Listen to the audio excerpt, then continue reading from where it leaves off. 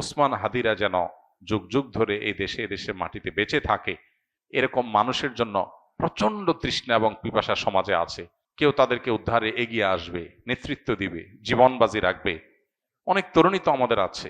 কজন তরুণ এরকম স্বপ্ন দেখেন? আমরা নামে মাত্র স্বাধীন হয়েছি, আমাদের চিন্তা চেতনায় আমরা স্বাধীন হয়ে উঠতে পারিনি।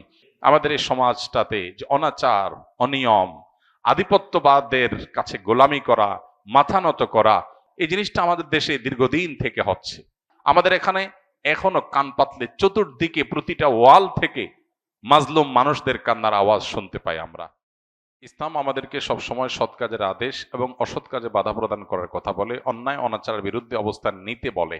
ইসলাম আমাদেরকে বলে সবসময় আমরা নিজের ব্যক্তি স্বার্থের ঊর্ধ্বে অন্যের কল্যাণ সাধনে নিজেকে নিয়োজিত করব।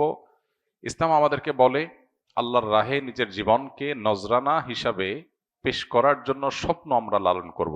তো এই বিপ্লবী তরুণ সেই কাজগুলো অত্যন্ত সুন্দরভাবে সুচারুরূপে আঞ্জাম দিয়েছেন। আমরা দোয়া করি আল্লাহ তাআলা তার ভুল ত্রুটি সবকিছুকে ক্ষমা করে মাগফিরাত নসিব করে তাকে শাহাদাতের সর্বোচ্চ মাকাম দান করেন। একজন মুসলিম তরুণের জীবনের সার্থকতা কি, এটা এই তরুণ দারুণভাবে বুঝিয়ে দিয়ে গেছেন। আমাদের তরুণদের বড় অংশ তারা ভোগবাদ, খেলতামাশা, আনন্দ বিনোদন, হেয়ালিপনা এসব কিছুর মধ্যে ডুবে থাকে।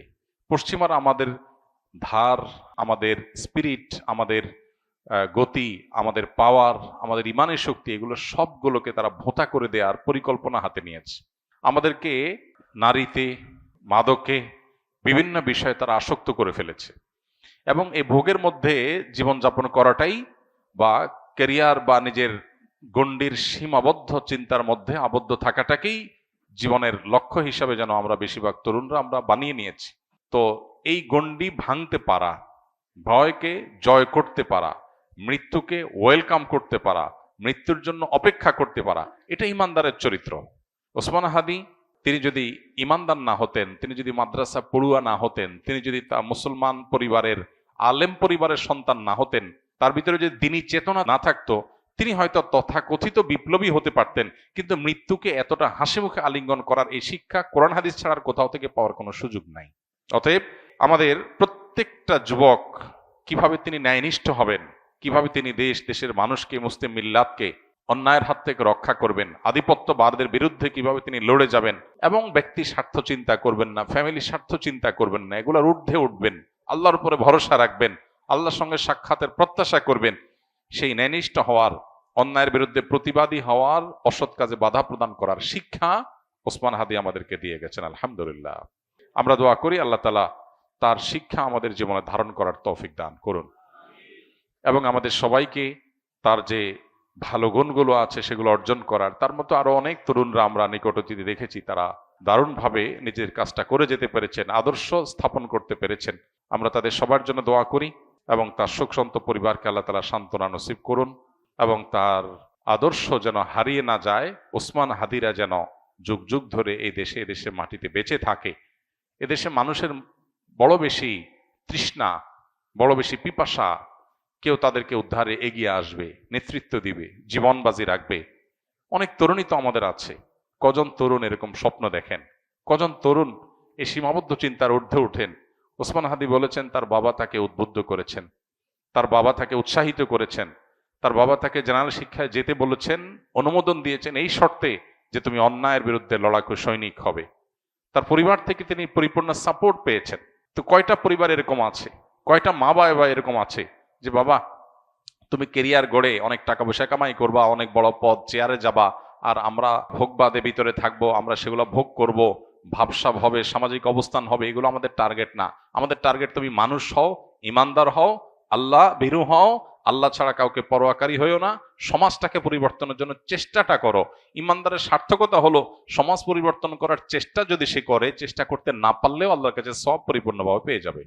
নবী করিম সাল্লাল্লাহু আলাইহি ওয়াসাল্লাম একটা হাদিস রয়েছে, কোন ব্যক্তি যদি শাহাদাতের আকাঙ্ক্ষা লালন করে, শাহাদাতের তামান্না লালন করে, কিন্তু তার মৃত্যু যদি হয় বিছানায় স্বাভাবিক মৃত্যু, শহীদ যদি সে হতে নাও পারে, আল্লাহর কাছে শাহাদাতের মর্যাদা সে পেয়ে যাবে। অতএব স্বপ্নটা ইমানদারের বড় হতে হবে, চিন্তাটা পরিবর্তিত হতে হবে, চেতনাটা শানিত হতে হবে, পবিত্র হতে হবে, চিন্তাটা উন্নত হতে হবে। নিচু চিন্তা, সীমাবদ্ধ চিন্তা, ভোগবাদের চিন্তা, মোজমাস্তির চিন্তা, শুধুমাত্র হাসি তামাশার চিন্তা, এটা মুসলমানের চিন্তা হতে পারে না। মুসলমান আব্দুল ইবনে ওমরের, বেলালের, আম্মারের, সোহাইবের, ওমর রাদিয়াল্লাহু তাআলা আনহুর, আব্দুল ইবনে আব্বাস রাদিয়াল্লাহু তাআলা আনহুর, খালিদ ইবনে ওয়ালিদ রাদিয়াল্লাহু তাআলা আনহুর, মুসআব ইবনে ওমর রাদিয়াল্লাহু তাআলা আনহুর আদর্শের সন্তান। তারা জীবন বাজি রেখেছেন, সব উৎসর্গ করে দিয়েছেন। আর ভোগ বিলাস এগুলো তো অন্য 10টা ছেলেও করতে পারে, আত্মত্যাগ সবাই করতে পারে না। সামান্য ক্যারিয়ারের চিন্তা নিয়ে আবদ্ধ হয়ে থাকা, সীমাবদ্ধ চিন্তার মধ্যে আবদ্ধ থাকা, এটা তো পৃথিবীর সব যুবক তরুণী করে। আমি ব্যতিক্রম, আমি ইউনিক, আমি ভিন্নতর, আমি মুসলিম, আমি অন্যরকম, এই বিষয়টা সবাই পারে না। এটার জন্য দরকার কোরআন এবং হাদিসের ইন্সপিরেশন, এটার জন্য দরকার কোরআন হাদিসের শিক্ষা, এটার জন্য দরকার হলো পারিবারিকভাবে সাহায্য, তাদের সহযোগিতা, তাদের সমর্থন। আল্লাহ তাআলা আমাদের তরুণদেরকে সবকিছু হাসিল করার তৌফিক দান করুন। আমাদের এই সমাজটাতে যে অনাচার, অনিয়ম, আধিপত্যবাদের কাছে গোলামি করা, মাথা নত করা, বিদেশিদের কাছে নিজেদের সবকিছুর বর্গা দিয়ে দেওয়া, এই জিনিসটা আমাদের দেশে দীর্ঘদিন থেকে হচ্ছে। আমরা নামে মাত্র স্বাধীন হয়েছি, আমাদের চিন্তা চেতনায় আমরা স্বাধীন হয়ে উঠতে পারিনি। আমরা পরিপূর্ণ স্বাধীনতার স্বাদ ভোগ করছি না। আমাদের এখানে এখনো কান পাতলে চতুর্দিকে প্রতিটা ওয়াল থেকে মাজলুম মানুষদের কান্নার আওয়াজ শুনতে পাই আমরা।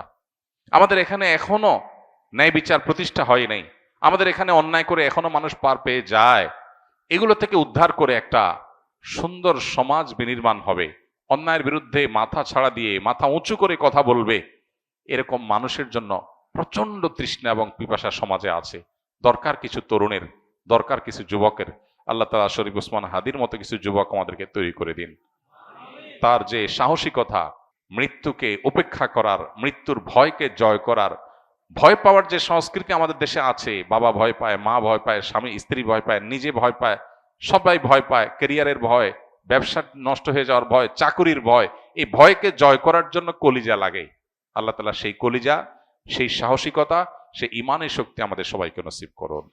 এবং আবারও দোয়া করি আল্লাহ তাআলা এই বিপ্লবীকে, এই তরুণকে তার ভুল ত্রুটিগুলোকে মাফ করে কিয়ামতের ময়দানে শহীদদের কাতারে সর্বোচ্চ সম্মানের সাথে তাকে শামিল হওয়ার তৌফিক দান করুন। আস সুন্নাহ ফাউন্ডেশন, উম্মার স্বার্থে সুন্নাহর সাথে।